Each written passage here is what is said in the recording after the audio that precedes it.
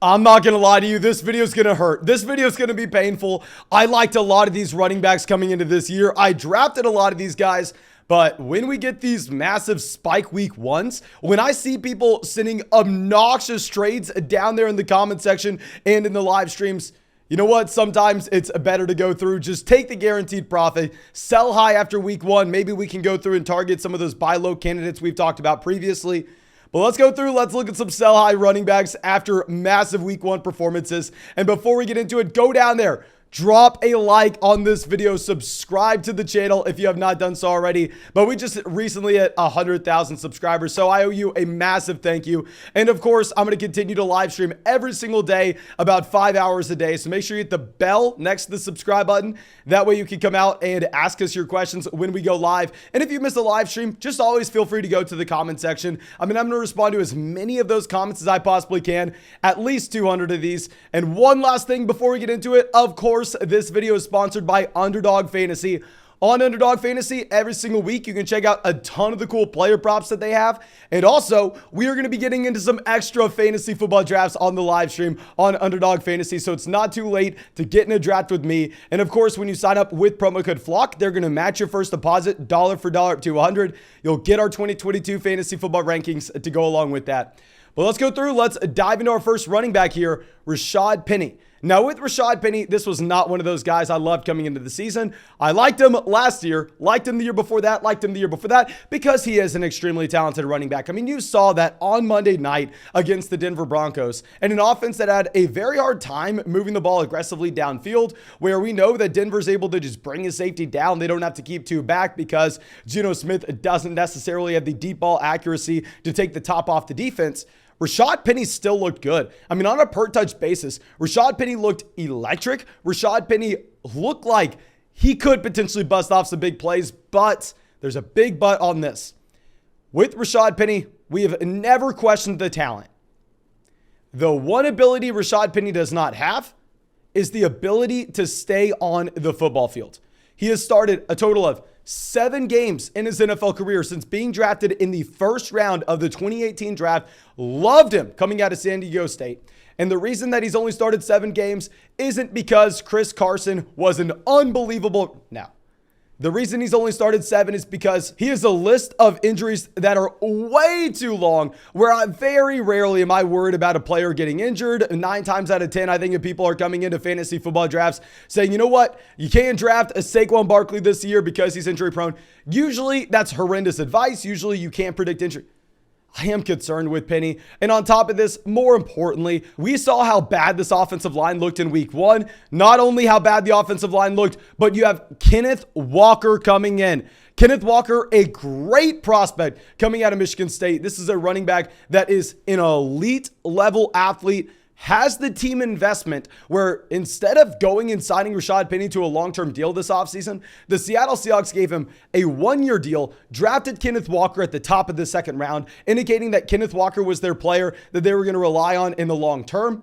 So if we're looking at Rashaad Penny, I think this is a 1st and 2nd down running back that is now going to be in a committee with a rookie coming into this offense in the worst offense in the NFL.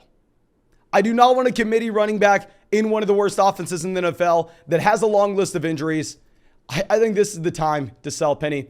But going over to our next RB, this is someone that I really liked in drafts, but we have had some crazy trades sent out in the live stream with Miles Sanders. I mean, here with Miles Sanders, I am surprised to see that people are able to package him together with a wide receiver 2 like Terry McLaurin and go get Najee Harris, go get those top end RBs, because yes, Miles Sanders showed us exactly what we thought coming into this season, that he would be a committee running back behind the best offensive line in the NFL. Y'all know how excited we've been to go through and invest into these Philadelphia Eagles players, but he was in that committee. And what was most worrisome about this committee, in my opinion, was the red zone usage that we had with these running backs. Now, bravo, Miles Sanders had more rushing touchdowns in week 1 this year than he had in all of 2021. Now, we knew that was going to happen, but what I was worried to see is I am worried to see that Kenneth Gainwell and Boston Scott both still have roles in the red zone. Because if we're going through and looking at the Detroit Lions run defense, Not a great unit overall. They allowed 4 rushing touchdowns for the Philadelphia Eagles. And among those 4 rushing touchdowns, Miles Sanders had 1. Jalen Hurts had 1. Kenneth Gainwell had 1. Boston Scott had 1.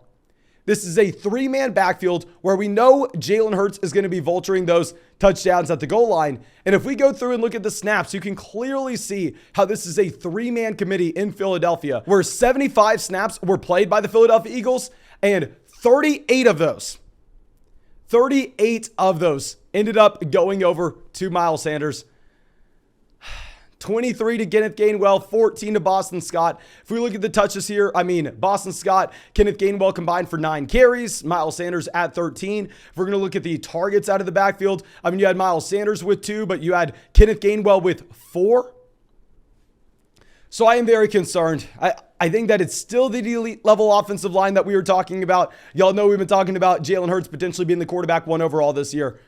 Miles Sanders was a strong value when you could get him in round 8, round 9 in those underdog drafts we were doing every night. I'm sorry, we're going to have to go through and sell him at this price.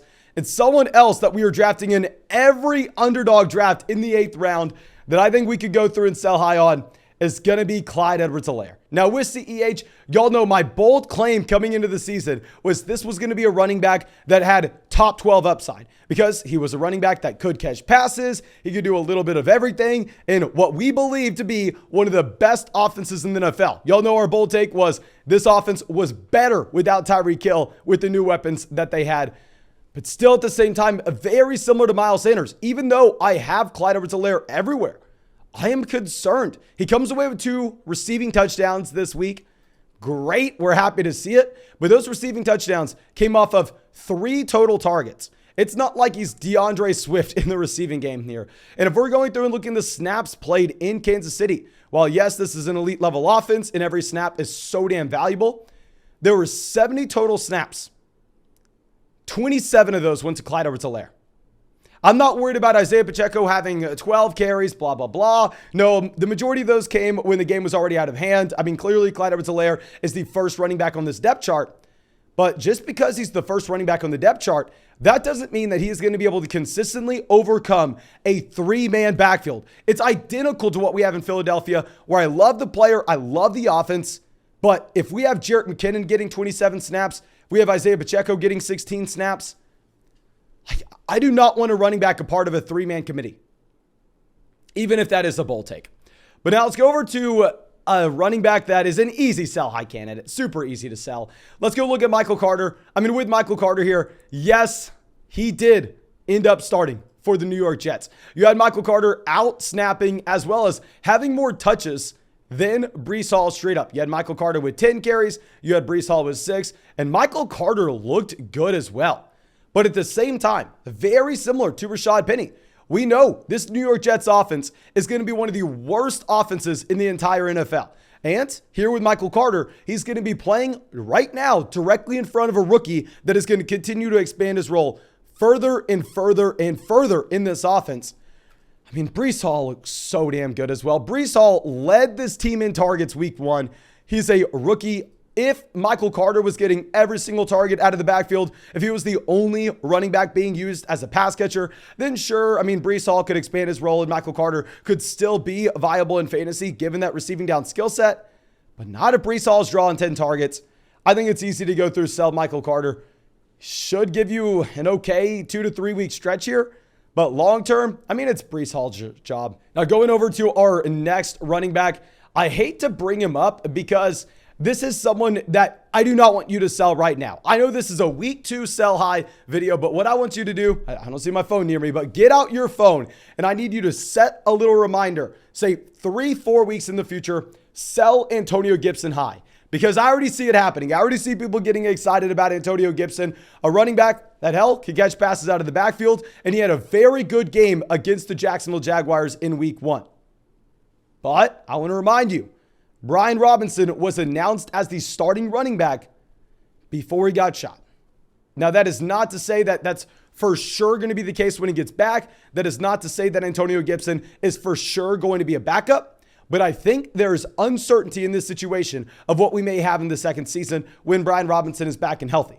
And also, It was the Jacksonville Jaguars. Let's not get too excited, even though, like I said, I mean, he looked good. If we're looking at the receiving totals here, you had a whopping 8 targets, 7 receptions, 72 receiving yards for the former collegiate wide receiver here. He is going to smash again this week. That's why I'm telling you, do not sell Antonio Gibson right now. I know he's on this video, but instead, we want to start him this week. Let him go up against the Detroit Lions defense that just gave up 4 rushing touchdowns. Start him and then sell him high, maybe after the Detroit game, or depending on how you like the matchups in week 3 and 4 as well. But do not get too excited about Antonio Gibson, thinking that he's just a guaranteed running back 1 rest of season. And now our next running back falls right in the same line as Antonio Gibson. He was an every down player week 1. I'm telling you, he is going to smash in week 2. And then we look to sell high.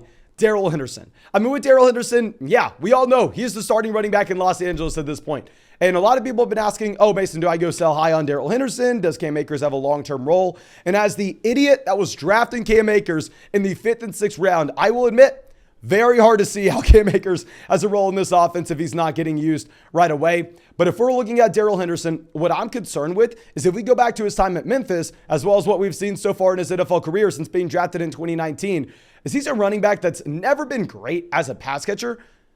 It may not matter if he's going to be playing in an elite level offense that should lead the majority of their games, which will be the case this upcoming week going up against the Atlanta Falcons. Going up against the Falcons here, I think Darryl Henderson has a massive game, or significantly better than when he had to play the elite Buffalo Bills defense. And then we potentially look to sell high on Darryl Henderson after week 2, but very similar to what we were discussing with Antonio Gibson. This is not something we can do right now. This is something that we are looking at in the long term. Now, our next running back on this list is someone I'm fine if you wanted to go through and sell him right now. James Robinson. Now, with James Robinson, he could be a running back 1 in fantasy this year. If Travis Etienne goes down, James Robinson is a running back 1. We saw it in the worst offense in the NFL in 2020. An offense that was so bad, the Jacksonville Jaguars got the first overall pick. They were able to take Trevor Lawrence, but still at the same time, even though he was a running back 1, then I'm going to have a hard time buying into it now. So, of course, James Robinson goes out there. He gets multiple touchdowns this past week, but I think it's a little bit skewed because you are looking at Travis Etienne as a running back that was the starter to begin the game. Travis Etienne was playing the majority of the snaps in the first half, but what ended up happening is Travis Etienne had a drop, and at the same time, Travis Etienne fumbled going into half.